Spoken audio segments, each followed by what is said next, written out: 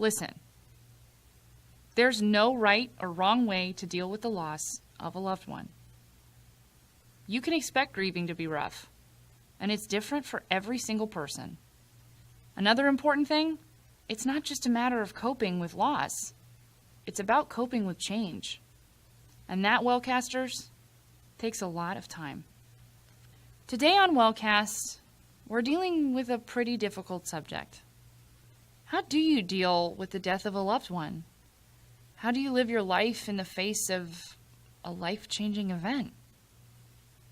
We don't have all the answers, and honestly, you're going to have to work through your pain in your own way, at your own pace.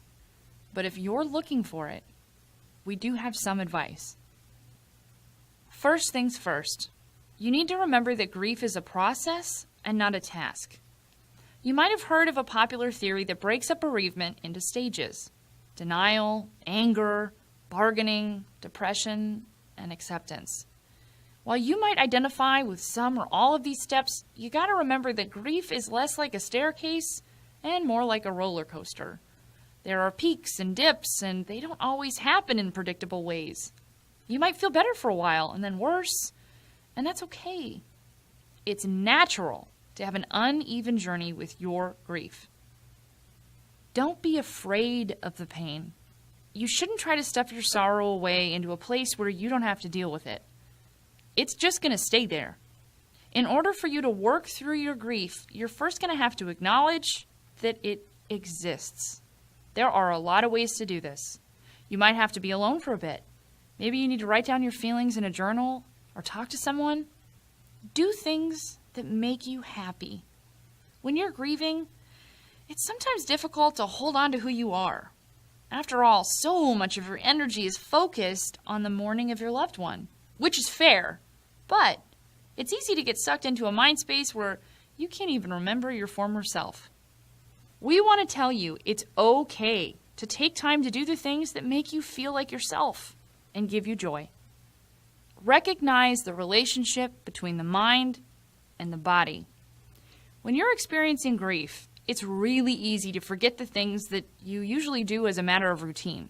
Taking a shower, getting enough sleep, eating. Neglecting your physical health is only going to take a greater toll on your mental health, which is taking a pretty significant hit right now. So do yourself a favor and do us a favor and make an effort to take care of you. It's what your loved one would want. Reach out. Wellcasters, if you take nothing else away from this episode, please remember this. You do not have to be alone in your grief. If your feelings are too overwhelming for you to sort out, that's okay. But go to someone else for help. It can be someone you know, a family member or a friend, or it can be a therapist or a professional who knows how to help people deal with this exact situation that you find yourself in right now. Just the act of talking out loud about your feelings can be incredibly cathartic. Finding someone who can help you sort them and work through them is even better. Tweet us at WatchWellcast, email us at watchwellcast@gmail.com, or leave a comment down below. We'll see you next time.